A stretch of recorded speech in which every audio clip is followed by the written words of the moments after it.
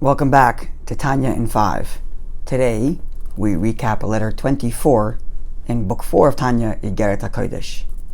In this letter, the Alter Rebbe appeals and demands of his followers in very strong terms not to talk during the prayer service. He tells us to envision the following. Imagine a king, beautiful king, a glorious king, a wise king, a smart and kind king, powerful king, who, ordinarily, spends his time secluded from most people, as most kings do. They live in the palace, far from the masses, and even within the palace, they only meet certain people at certain times for certain reasons. And one day, this lofty king announces that he's going to reveal himself to his people. He's going to make a tour of his country and allow anybody who wants to come and see him in his full glory.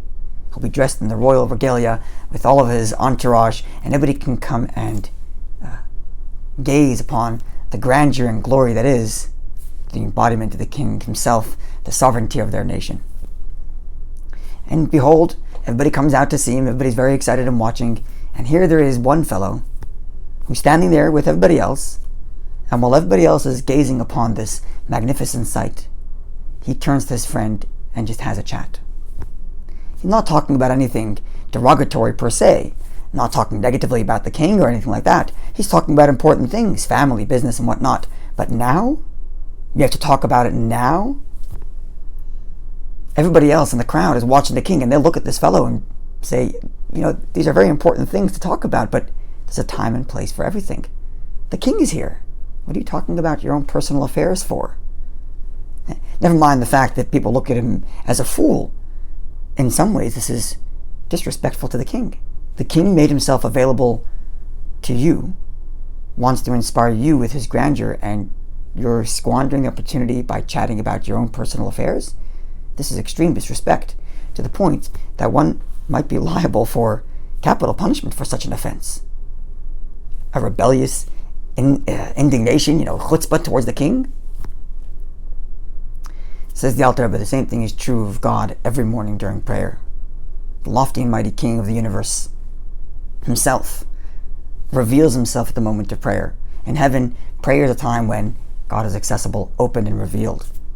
And even us down here in our physical bodies, if we open up our minds and hearts and properly concentrate, we can experience some of that beauty in our own mind and heart during prayer.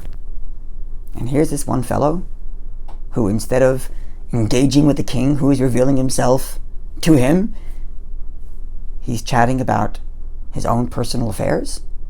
What foolishness, what chutzpah. And therefore the Alter Rebbe says, I am decreeing upon you. He uses that term, decree, gzera.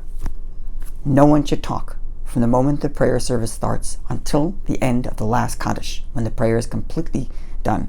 Not just during the times of the prayer when the Code of Jewish Law says it's forbidden to talk, but throughout the entire service, no talking. To the point, he says, that one who intentionally speaks, not one who accidentally blurts out a few words, but someone who intentionally speaks during prayer, should sit on the floor, gather 3 people around him, and ask for forgiveness, so that in heaven they welcome him back in to the fold which he has separated himself from by chatting during prayer, chatting about his personal affairs, while the king, God, was making himself available for revelation and engagement. The takeaway is obvious. Don't talk during prayer. It's pretty straightforward. And I might suggest that if a person finds it difficult to go from someone who would, talk during prayer to all of a sudden the entirety of their service not talking, perhaps start in increments. Corner off a section of prayer and say, during this time, I'm not talking to anybody, I'm focusing. And over some time, you've accustomed yourself to doing that, expand it, and expand it, and expand it, and so on. And this way you can exercise the muscle of concentrated prayer without any talking. Looking forward to seeing you when we conclude letter 25.